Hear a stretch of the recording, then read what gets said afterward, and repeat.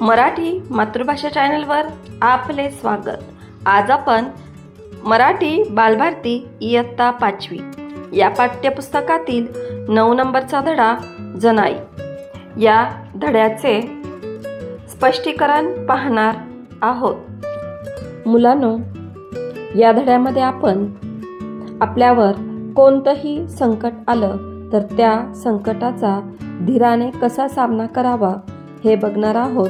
ही एक खूप सुंदर अशी जनाई नावाच्या महिलेची कथा आहे।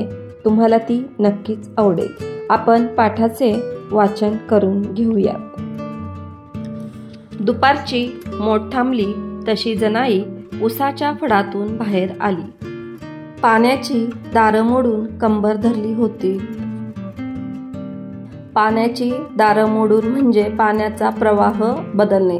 शेतात ज्यावेळेस पाणी सोडलं जातं त्यावेळेस त्या पाण्याला योग्य तो प्रवाह दिला जातो, म्हणजे ते पाणी शेतातील पिकांना योग्य पद्धतीने पोचेल। तर ती शेतातील पिकांना पाणी देण्याचं काम करत होती। पाल्यानं कापलेलं अंग सारं भगभगत होतं। केव्हा घरात जाऊन पडन असं तिला झालं होतं, पण थेट वस्तीवर न जाता वाकडी करून ती शेंगांच्या वावरात शिरली। आज सोमवार, 2 वेल उपटून घ्यावे, पोरही जरा 4 शेंगा खातील आणि आपल्याही पोटाला जरा आधार होईल म्हणून लगाबगा ती शेंगांच्या वावरात आली आणि भुलल्यागत बघत उभी राहिली। तर मुलांनो, इथं जनाई ही जी महिला आहे ती उसाच्या फडातून म्हणजे उसाचं जे वावर आहे त्या वावरात पिकाला पाणी उसाला पाणी द्यायचं काम करत होती आणि त्यामुळे ती खूप दमली होती। उसाचा जो पाला असतो त्याने तिचं सगळं अंग कापलं गेलं होतं, त्यामुळे सारं भगभगत होतं, म्हणजे आग होत होती।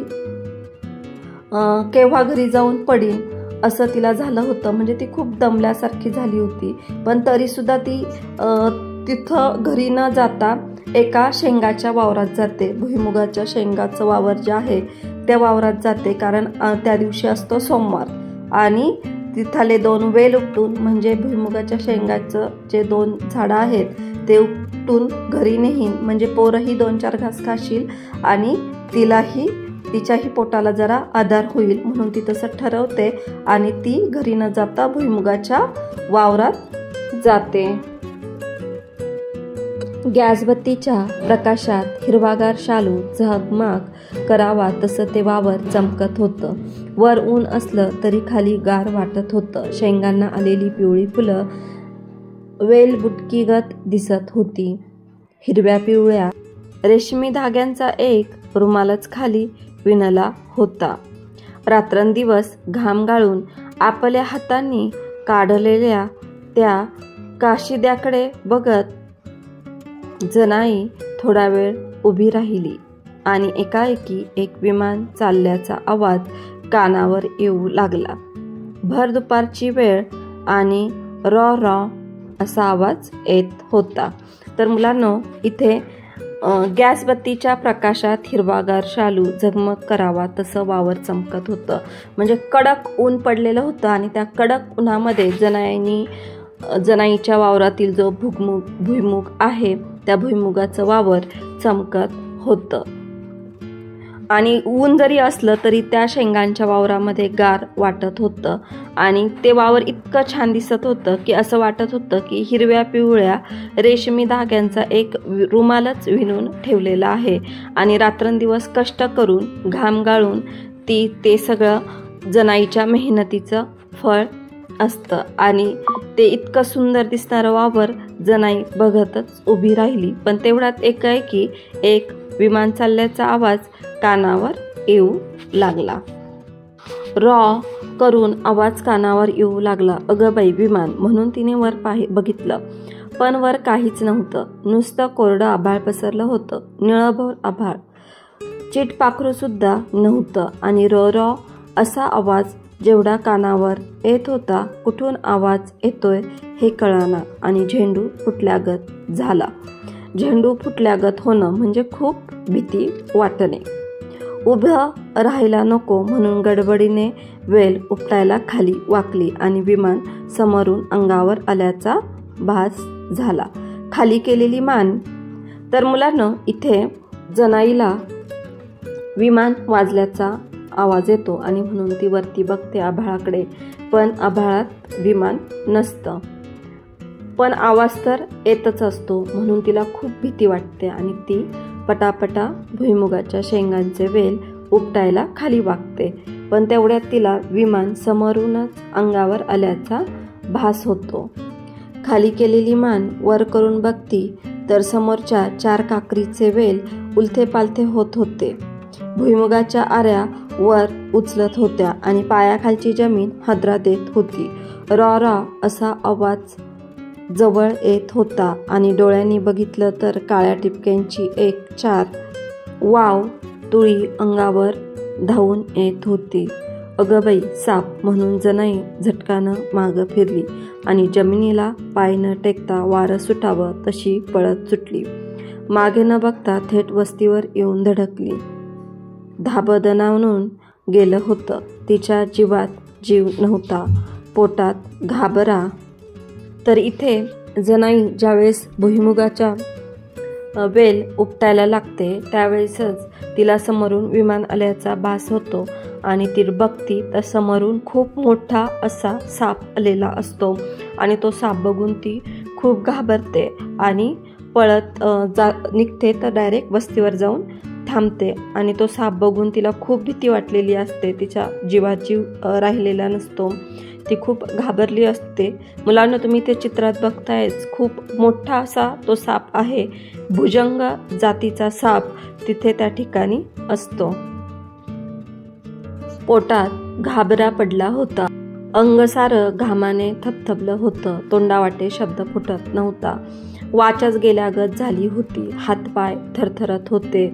ऊर धाडधाड करत होता. वस्ती कशी गाठली हे तिलाच समजत नव्हतं. वस्ती गाठली हे तरी खरं का म्हणून डोळ्याने ती भोवती बघत होती. मनाची खात्री करून घेत होती आणि आजूबाजूचे सारे भाऊबंद गोळा होऊन येत होते.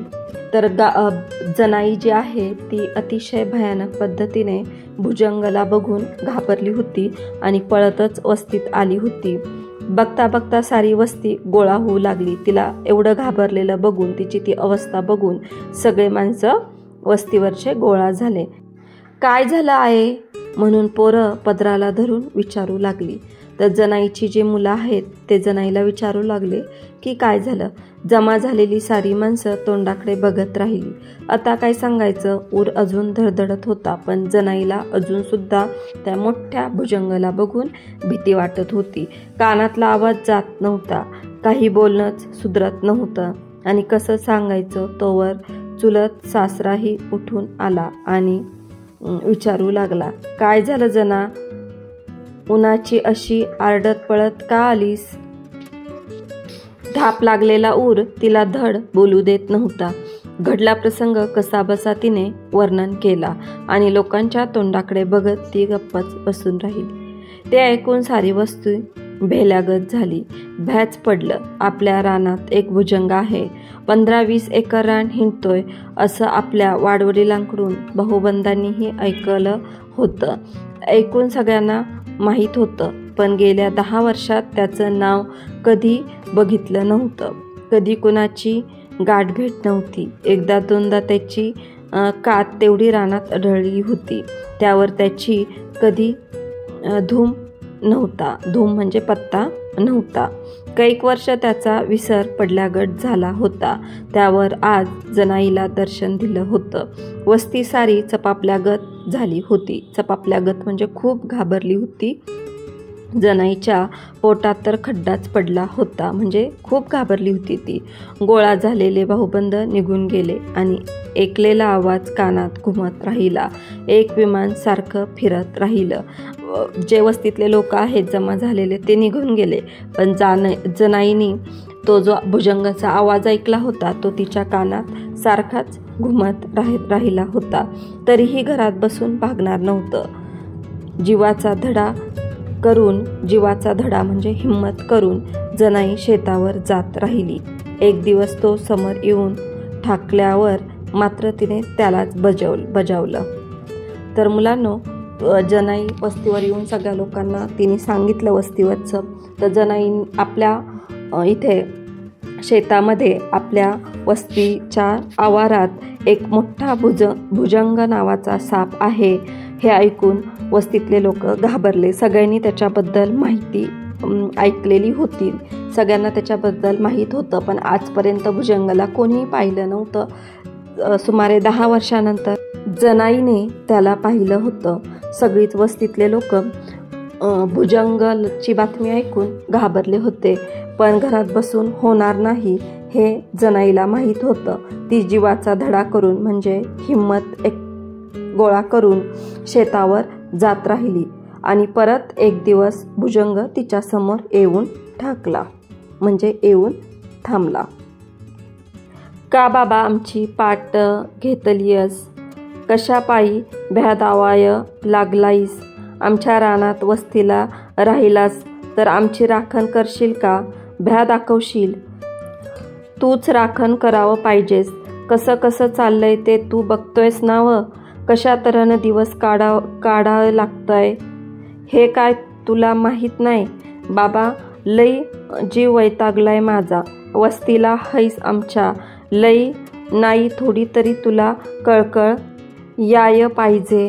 कुणाचं पाठबळ हाय का सांग बघू आम्हाला, माझ्याशिवाय कोण पुढं होऊन करणार हाय का आमच्या घरात.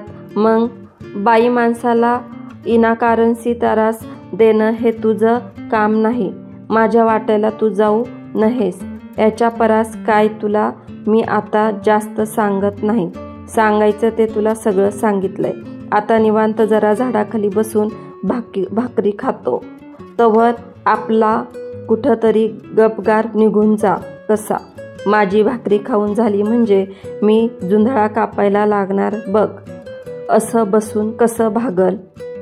जनाई समोर परत एकदा भुजंग येतो. त्यावेळेस जनाई भुजंगला जराही न घाबरता त्यालाच ठणकावून सांगते की तू का माझ्या समोर येऊन मला भीती दाखवतोयस, माझ्याशिवाय माझ्या घरात करणारं कोणीही नाही आणि असं बसून आमचं भागणार नाही, मला हे काम करावंच लागणार आहे. त्यामुळे तू का मला भ्याव दाखवतोयस, त्यापेक्षा तू इथून निघून जा. मी भाकर खाऊन येते, तोपर्यंत तूच इथून निघून जा. दिवस बुडस्तर मला सगळं रान मोकळं कराय पाहिजे. हे बघ आता शेवटचं तुला हात जोडतो, मी मरायलाच आलोय, काय करायचं ते तुझं तू ठरव. खाऊ मी भाकर आता.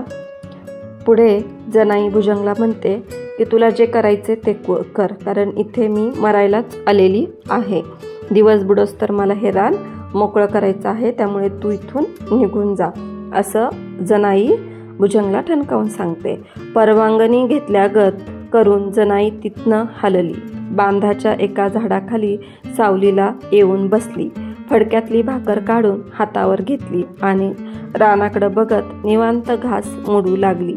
तिथे 2 घटका बसून तिने सावचित्तानं जेवण केलं, म्हणजे शांतपणे. सावचित्तानं म्हणजे शांतपणे तिने जेवण केलं. 2 भाकरी तेवढ्या पोटात घातल्या. संग आणलेलं तांब्याभर पाणी प्यायली. डरकन 2 ढेकर आले आणि मग ती उठली. अडवा पदर बांधून रानात शिरली. हातात विळा घेतला आणि मनगटासारखी धाट भराभरा खाली जमिनीला लोळण घेऊ लागली. मनगटासारखी धाट म्हणजे ती जोंधळा उपटायला लागली भराभर. तर मुलांनो, ह्या पाठामध्ये तुम्ही बघितलंच की जनाई जराही न घाबरता, भुजंगला जराही न घाबरता ती तिचं काम करत राहिली. ज्यावेळेस पहिल्यांदा भुजंग पाहिला त्यावेळेस ती खूप घाबरली होती. तिच्यावर मोठं संकट आलं होतं, पण शेतातलं काम केल्याशिवाय तिला पर्याय नव्हता. त्याच्यावर तिचं घर चालणार होतं आणि तिच्या घरात तिच्याशिवाय कोणीही काम करणारं नव्हतं. म्हणून संकटाला तिने न घाबरता संकटाला सामोरं गेली आणि तिचं काम ती करतच राहिली. तर मुलांना तुम्हाला ही जनाईची गोष्ट नक्कीच आवडली असेल. तर असेच नवनवीन व्हिडिओ पाहण्यासाठी आपल्या मराठी मातृभाषा या चॅनलला लाईक शेअर सबस्क्राईब नक्की करा. थँक्यू.